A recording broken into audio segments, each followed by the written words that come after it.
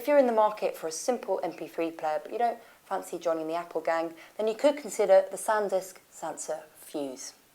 Now, it's 30 quid cheaper than an iPod Nano, but it does a lot of the same functions. Now, looking at it, you can see it owes a lot of its fashion sense to the Nano. It's not made out of metal, it's made out of plastic instead, but it feels pretty high quality, and that soft back means it's going to be less easily scratched than the Nano.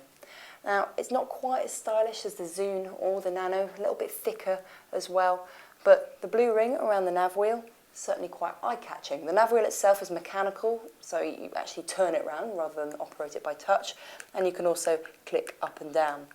Now, the UI is very intuitive, very easy to use, but the graphics really let it down. It badly needs a new skin.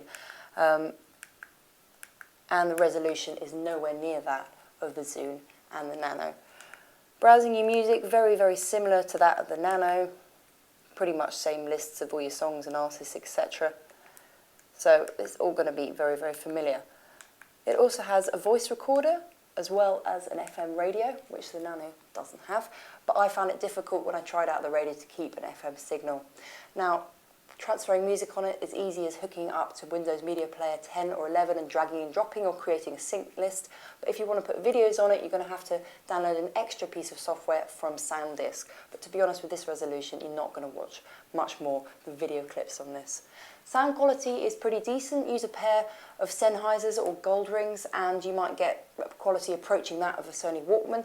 Even the headphones that are in the box aren't too bad, but they don't bear up at all against any kind of background noise, so you're only going to want to use them where it's completely silent. Not very practical.